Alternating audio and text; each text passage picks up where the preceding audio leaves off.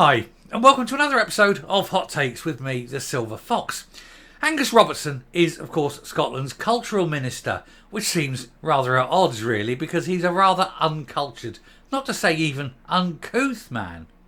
But he is responsible, nonetheless, for the budget for the arts, and he's had to cut that by £6.6 million.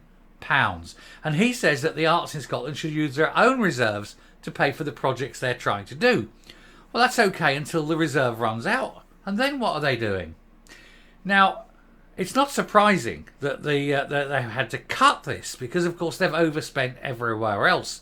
Meanwhile, as I've reported earlier, you're still going to spend 16.6 million again on all these czars. They're currently spending 16.6 million. They're going to double it. It's going to be nearly 33 million pounds on these information and freedom czars that nobody needs, that nobody wants. And that are just literally jobs for the boys. They are jobs for their friends and colleagues and the wives of their friends and colleagues and things like that. Great expense at the public cost, and yet they can't find enough money for a bit of art. It goes to show where they've got their priorities. It's all in making sure that their own feathers, their own nests are truly well feathered and their own pockets are very well stuffed. Screw everyone else. Well, we'll take a look at this to see why the money's been cut and why Angus isn't taking responsibility for it, even though it's his department. Here goes. So, Airmiles Angus Robertson passes the buck as he doubles down on creative cuts. Now, the arts are, I think everyone can agree that they are important. You do need that creativity. You do need people coming through with that kind of approach to things. Otherwise, we'd live in a very bland world. However, one could be argued that it's not a priority. And perhaps it's not a priority.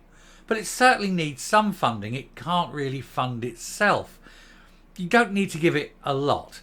But to be honest, £6.5 million out of an annual budget, well, truly isn't a lot. You know, on the big scheme of things, it really isn't a lot. It's every man, woman and child giving, what, £1.10 a year? You know, it's the price of a cup of coffee, isn't it? So, you know, you can't really knock the money.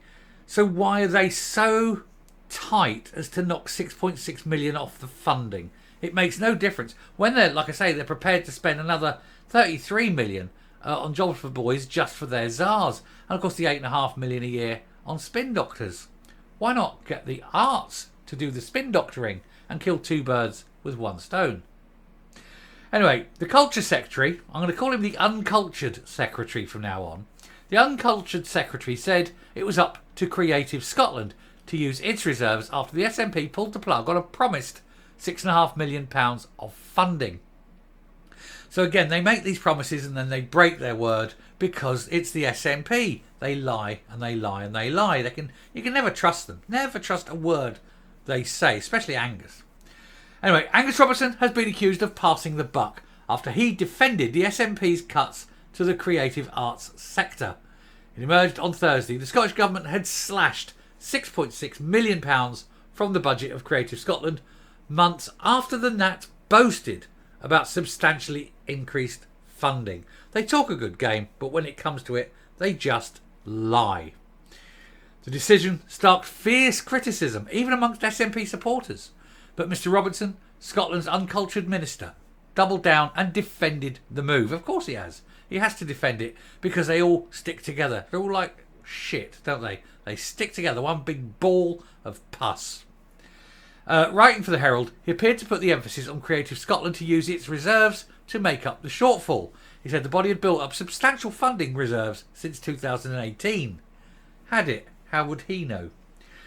However, Scottish Conservative Shadow Cabinet Secretary for the Constitution, External Affairs and Culture, Donald Cameron, MSP, said rather than doubling down, Mr. Robertson should be stepping up for Scotland's struggling arts and culture centre. He said he cannot pass the buck onto Creative Scotland when it is his SNP government who have continually moved the goalposts on what the funding sector will have at their disposal. Said the sector is already under huge pressure and further cuts will only put more jobs and projects at risk. He said the SNP have mistreated this sector far too often. Angus Robertson must take responsibility for these cuts and explain why they have rode back on previous funding promises. Now, the arts are part of the greater cultural, background that you need. And every society in history has had a culture. And that culture has often been its arts. And you look back and you through history, and we're going back all the way back to the first civilizations, and the things that exist are its art. We often know these cultures purely by what they leave in their artistic forms. And so it is important. And what do you want? You want a bland, flat, nothing, or does Scotland count itself as being cultured? And you look at the things that people think, epitomise Scotland.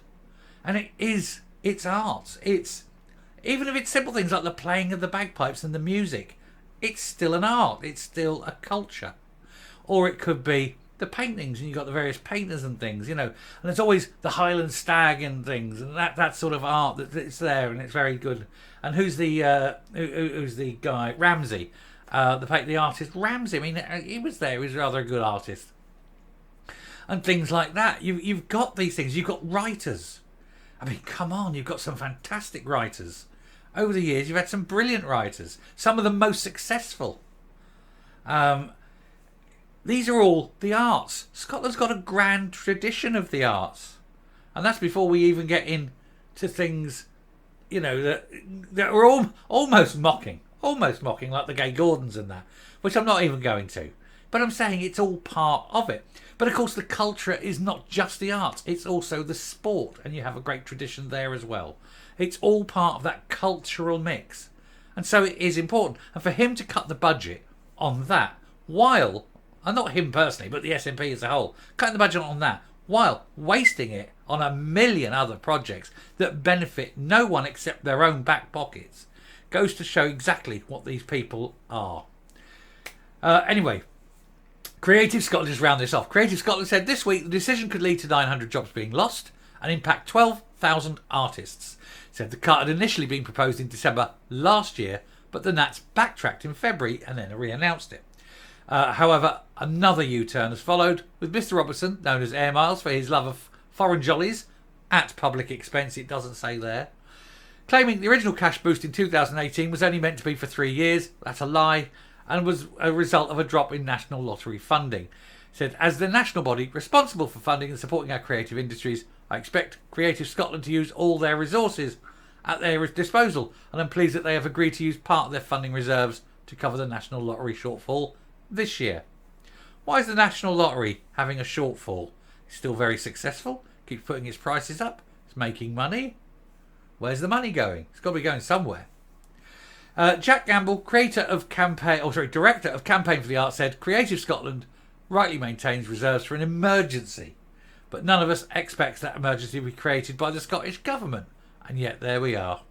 That's what happens when you put these people in charge. The whole of the SNP, they're very uncultured. They're very ignorant people. They have no concept of art, of literature, or even their own history, because everything about them is psychopathically about them.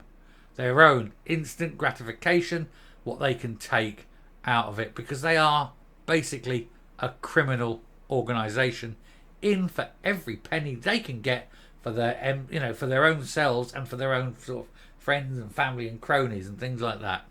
And that is why the things like the arts, the sciences, the sport can all go hang. All of it. They just don't care. Tough being an artist at the best of times. Even tougher when you've got the SNP in control. Anyway, I shall stop there and come up. Being creative is hard. I literally speak from experience, and I don't just mean these. These are hard because you have to work out what you're saying. You have to do all the thumbnails and things like that. It's all very hard, but that's not what I'm on about. I did creative writing. I've written short stories. I've made a film. I've taken one of my short stories, turned it into a screenplay, and actually filmed it. Being creative is really, really hard. I know, and I appreciate people who are good at it. I don't claim to be good at it. I claim to be able, not necessarily good. These people, the SNP, they've never created. They have no creativity at all. All they know is to destroy. They're not creative people, they're destructive people. They take that which is and make it and break it.